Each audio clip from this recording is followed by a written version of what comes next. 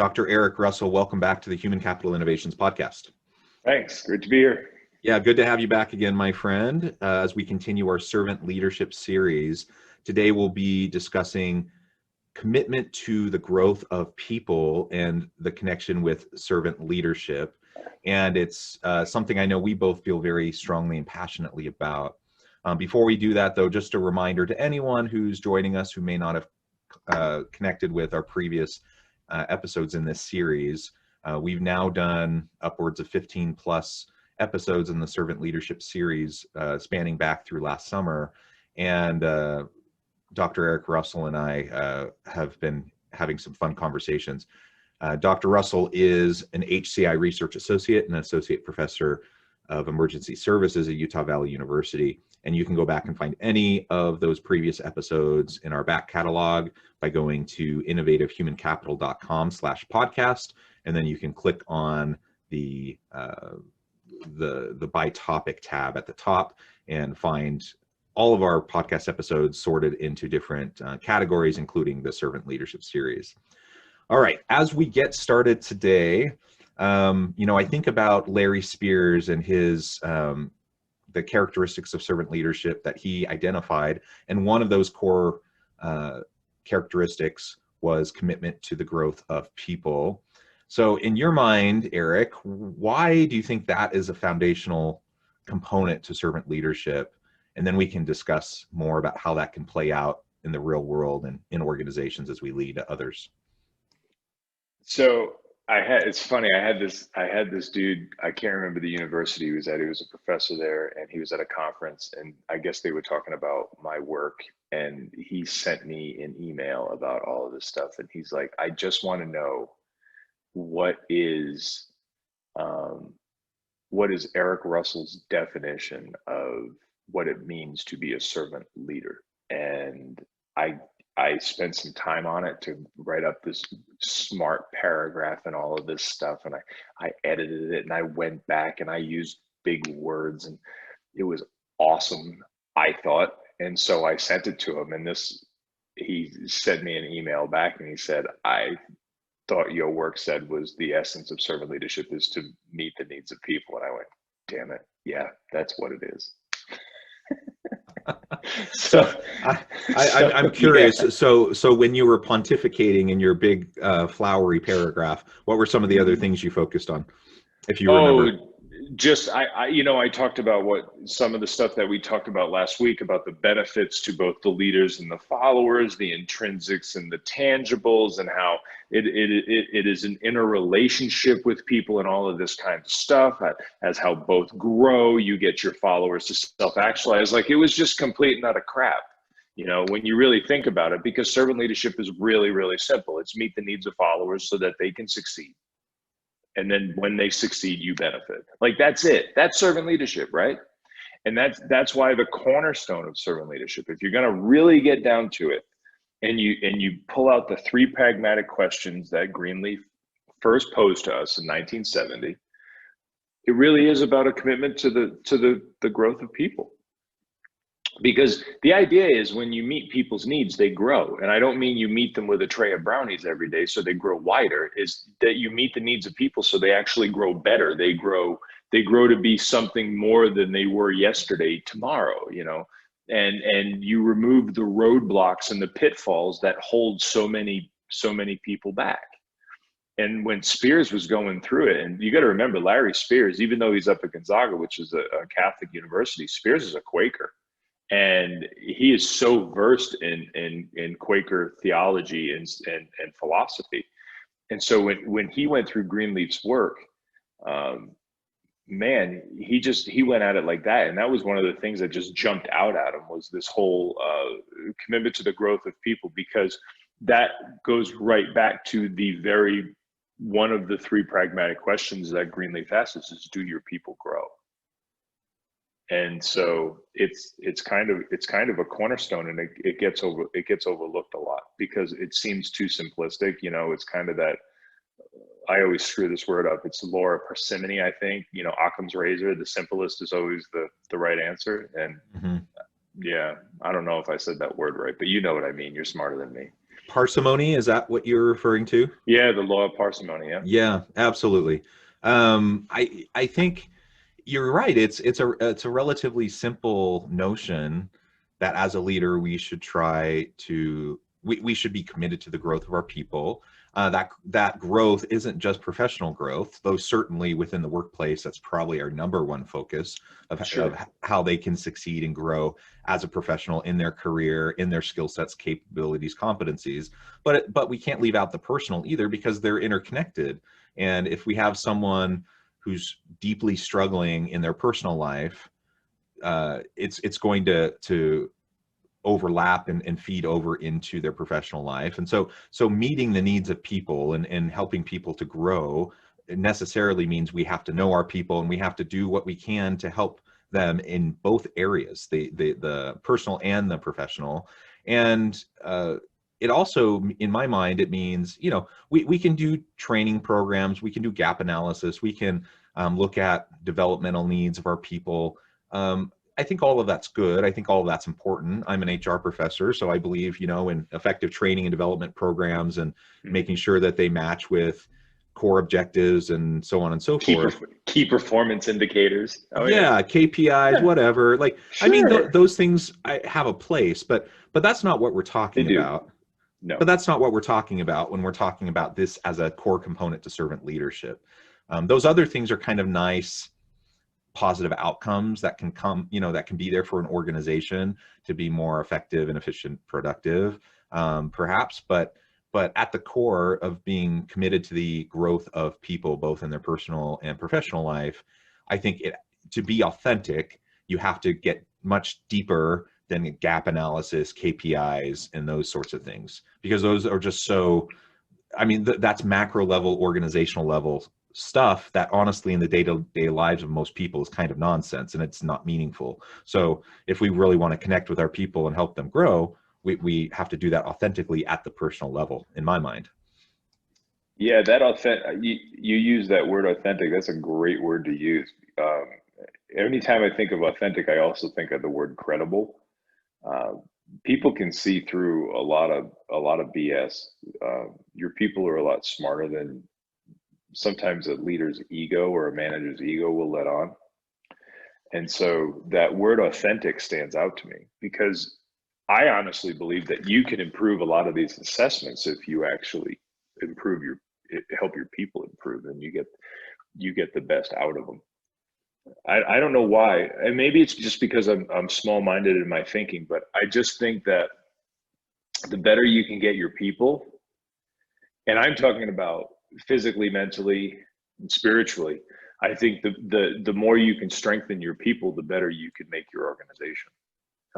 And I think all of those things improve. And why do I think that? Well, because the research shows it. Over and over and over again, the research shows that as your people grow, they become more creative, more innovative. And when you look at some of the things that the successful companies that we hold up on pedestals, the successful organizations that we put on pedestals in this country, they all seem to do that. They all want their people to grow, and they want to make it so awesome that they want their people to stay. And it's worth getting your people to spread their wings, and maybe they do leave, but the ones that stay are going to be the ones that are the future of this company. Look at what just happened with Amazon. Jeff Bezos handed over his baby, and I hear people constantly refer to him negatively. He's Lex Luthor, he's this, he's that, he's the other thing. But if you actually knew that Jeff Bezos was essentially living out of a car when he started Amazon, he essentially changed manufacturing and shipping and logistics like you wouldn't believe. And this guy, and forgive me, I forget his name right now because I'm thinking of other things. You might remember it.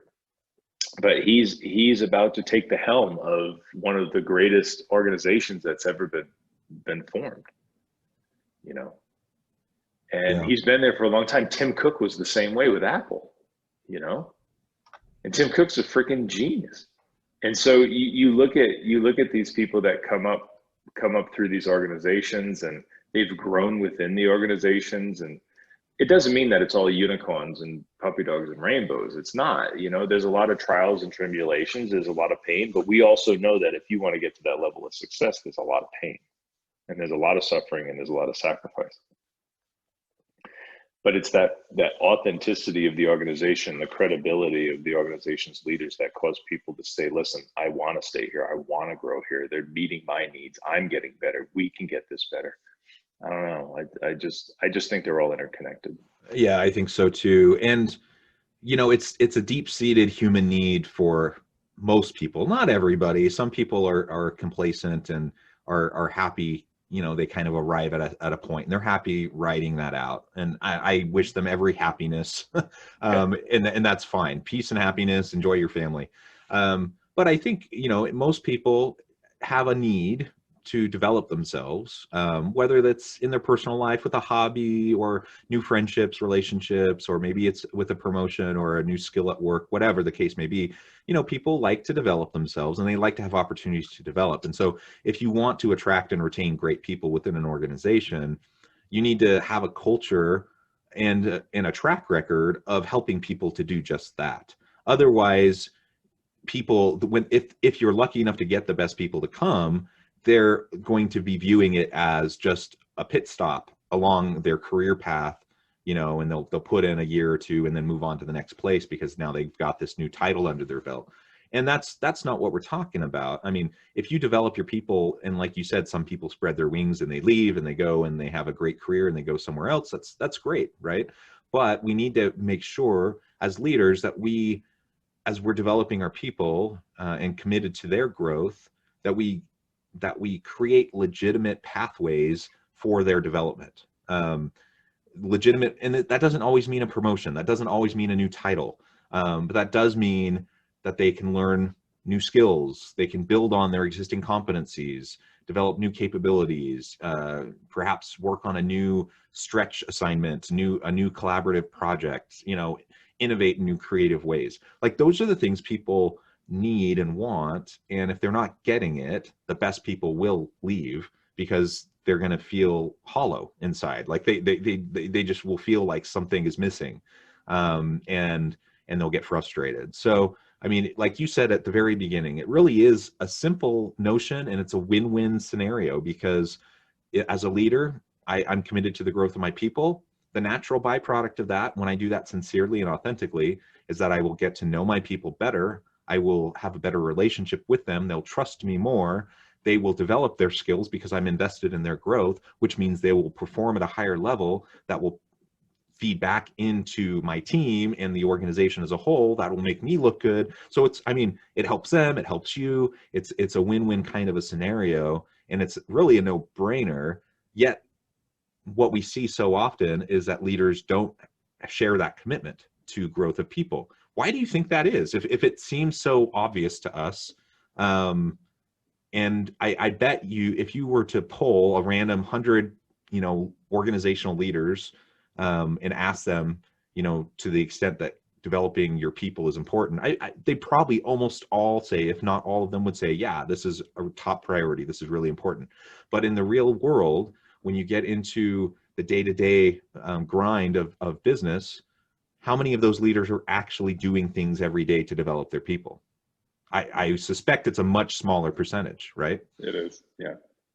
So why do you think that is? So I went through Heskett's article in the Harvard Business Review. He published it in 2014 and he put it out on a blog, and he let people comment on it. And the title of the article was, "Why isn't servant leadership more prevalent?" And one of the big things that I found when I took all of the replies, and there was like 100 and something, and I put them in a document and I just did some basic qualitative thematic coding on it. It was ego. It was ego over and over and over and over again. It was nonstop. And it was, we love servant leadership. It's absolutely beautiful. What gets in the way? Ego. Corporate culture, ego. Corporate culture, ego. Competition, ego. That's really what it's all about.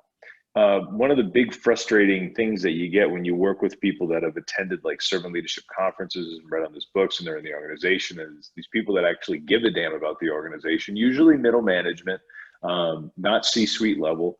And they all say the exact same thing. I see this working in my organization, but I just can't get it to go. And it's always because of ego. Maybe it's because the leader didn't think about it. Maybe because it doesn't sink in. When I published that article, Green Soup Leadership, it was trying to get people to say, hey, maybe we need to stop calling it servant leadership when we do the whole consulting thing. Excuse me. But that's really what it came down to. And these are great comments that were that was on that website. Very, very thoughtful individuals, and that's really what it all came down to. Was it came down to ego. The second thing would be is it's just seen as a weakness. You know, you go to the conference, you stamp your ticket, you go back to your organization. Yep, I'm a leader. Yep, I've heard more people say I'm a servant leader. That's one thing that has shocked me in all these years that I've been writing and researching that, you know, this approach is I've heard more people say I'm a servant leader. And I'm like, it's like Seth Godin says, show me your bad writing. And I'm like, show me your servant leadership. And they don't understand really what it is. Like you said, it's not about position and title either. It really is about growth. It's about, hey, we got this project going, you know, and I heard that you had a background in this, and I just wanted to know if you're interested in, you know, leading it out or helping me lead it out or be my subject matter expert on something like that. If you can let down your guard for a minute, and it's also self-preservation, because we've talked about this before, lean management has become anorexic in a lot of organizations. And so people are constantly afraid for their future, you know. But it's about realizing that as a team, you can accomplish more than you can as an individual, and letting that ego down and saying, listen, this isn't about me protecting job security. This is about us making the organization better. But again, it really does. It comes down to that concept of ego. Another thing that it is, and this is where my work gets into it with more alpha style professions that kick ass, break glass kind of a profession, is it can be seen as a weakness. It's, well, I got here, so you need to pull yourself up on your bootstraps too. And it's like, oh, it doesn't work either. You know, that whole approach doesn't work. And so for me, that's the biggest issue is it's getting people past the skepticism, and it's getting them to set their egos aside. And believe me, I actually believe in ego. I think the ego is a good thing. The ego is why you start a business. The ego is why you got a PhD. The ego is it's a good thing. It's a healthy thing. But it's when our ego is being driven in a Lamborghini by our id. It's like we need to just pull that back a little bit and realize that you're better off as a team than you are an individual. Even a sniper doesn't work alone. They have a spotter with them. Yeah, absolutely. And, you know, I think about those leaders who may get caught up in whether it's self-preservation, whether it's their own personal insecurities around helping those people around them develop. And so then they fear that maybe they'll be surpassed or someone else will take their job, or like, I think some of that's happening. But what you mentioned just a moment ago, you know, this whole idea of pull yourself up by your bootstraps, this mentality, which I think is very common, particularly in Western cultures, is that really, how often is that really true? Like people, it's very rare. Yeah, very rare. I mean, people have all sorts of different privileges, and sometimes it's just pure dumb luck. Sometimes they have, you know, sometimes they just like, so someone who's in a C-suite position, for them to say, well, you know, I got here due to my perseverance and grit and hard work, and I don't want to shortchange anyone by giving them a hand up. I mean, if they were really honest with themselves and they looked back at their career, they would see all sorts of people giving them hands up, right? Constantly. And in some cases, not just a hand up, but like holding them up, right? A pedestal Oh above. yeah. And Yeah. so, you know, that mentality is one that I tend to cringe at, because I don't think it's accurate for most people. I think it's exceptionally rare. And every now and then you do come across somebody who really just seems to have carved out a niche for themselves by sheer will, force of their own will. But most of the time, we're relying on other people, and we help each other, and sometimes that benefits us. Sometimes that benefits those around us. So, anyways, regardless of the reason, I think it's clear in the research that most leaders, despite good intentions and despite saying they think it's important, most leaders simply just don't do it as a part of their day-to-day practice.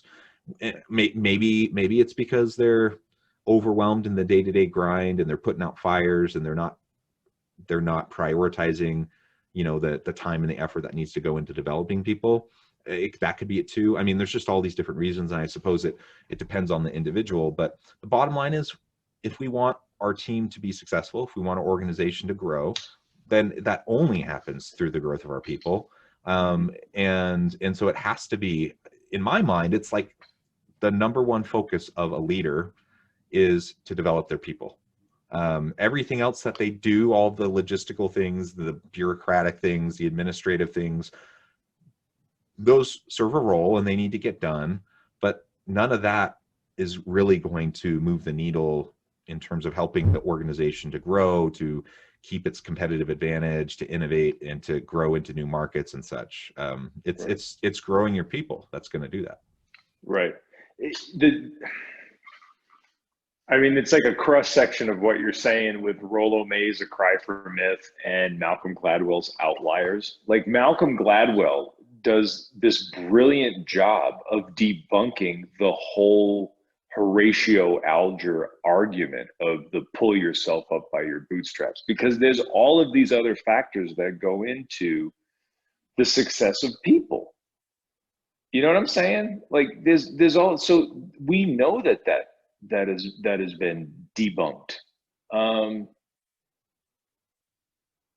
Yeah, it drives me nuts, because you are gonna get more out of your people. Because another thing that happens when people notice that you actually give a damn about them and you want them to be better, they actually start caring back. It's funny, right? Yeah, like they actually care. They end up caring about you too. You're like, wow, you legitimately give a damn about me. And people who fail and don't have, of course, there's always aspects of laziness with some people. We see that with a lot of people, privileged kids, where they're just, you're like, oh my God, you had everything handed to you and you're just a complete turd. But for the most part, there are other things, and man, when you can get things jump started for people, what you can get out of them is amazing. I was on a talk the other day, and I brought up one of my cultural heroes that's out there, and is a man by the name of Jeffrey Canada, who started the Holland Project, and he's proven exactly that. It's that when you can take away some of the burdens that are put on people based upon the rungs in which they find themselves on the socioeconomic ladder, they can shine. These kids shine and they do amazing things, and you can only imagine what you can do with workers.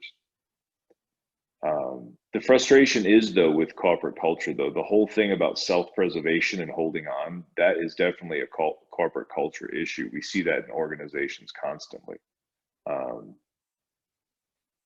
And that's just not anecdotal. I've actually had conversations with people that have told me straight up, I understand this process and it's my job security, because nobody understands this process. And I'm like, oh my God, the fact that has to exist,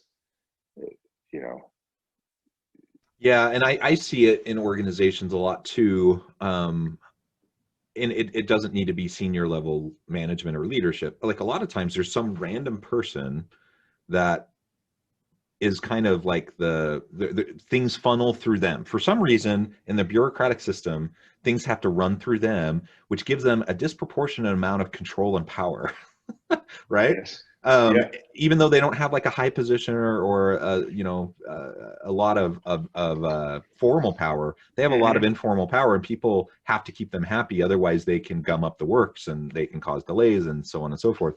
And yeah, that comes back to some people just really reveling in that kind of power, but it's also just job security, or a failure for people to adapt and innovate and adopt new technologies. Oftentimes is exactly that as well. As they see, oh, now there's a new computer program that can like do 80% of what I was doing in my job, and they resist, even though that's probably what's better for the organization, and frankly probably better for them if they can reskill and upskill and learn how to use that software, and then leverage their position to do more strategic things, right? Rather than just doing these automated functions. But it's fear of the future. So I get that, but those are the types of things we need to try to break down. And as a leader, I would hope that if I have people on my team that have those, if that's a fear-based approach, right? So if I have people on my team that have those types of fears, I would hope that I could reassure them, through the development of their the ongoing development of their skills, that there will be a place for them in the organization, as long as they continue to learn and grow. And I will help them to do that. That's my job. Help you to learn and grow. And you do your part, I do my part. There will be a place for you. And that's a win-win for everybody. Yeah. When you were talking about the whole change thing and losing the job, we were walking down in Vegas. I can't remember where the hell we were. We were in one of the casinos where like all of the stores and shops, and we were just passing through, and we walked by this one area, and people were all sitting around having drinks, and it was this like neon bar kind of a thing. The bartender was a robot. The bartender was this arm that you put your order in. Now imagine somebody's down there who happens to be a bartender, maybe even a bar manager for a successful place somewhere in America. They're on vacation with their better half, and they're just walking through and they see something like that. That's going to put you into an existential crisis. You're like, that's my future. And so what people at the top, who are in leadership positions, that's not going to be outsourced. Okay. That job isn't going to go away. But for the people down below that are listening to all of this stuff and they're looking at AI and they're watching these videos, I can't imagine what a dog thinks when he sees a robot dog. He's like, they're not going to have to feed me anymore. Why the hell would they have me? So that concept of self-preservation is huge. And you as a leader, in order to meet the needs of your followers and have that commitment to their growth, your commitment to their growth needs to be open and saying, listen, we want a long-term relationship with you and we think you're great for this organization. And right now you're doing this, but in the future, we want to make sure that you can do this, this, and this, because overall you're a great person to have around. Yeah, and if you truly value your people, they will feel valued by you. They will be more willing to commit to their ongoing development. It's just reciprocal, and it's an ongoing benefit to everybody. Well, Eric, the time has flown by. We're about out of time. Wow, I really appreciate the conversation today. Before we close, I just want to give you a chance to give the last word, and then we'll part ways for today and pick this back up in a week or two.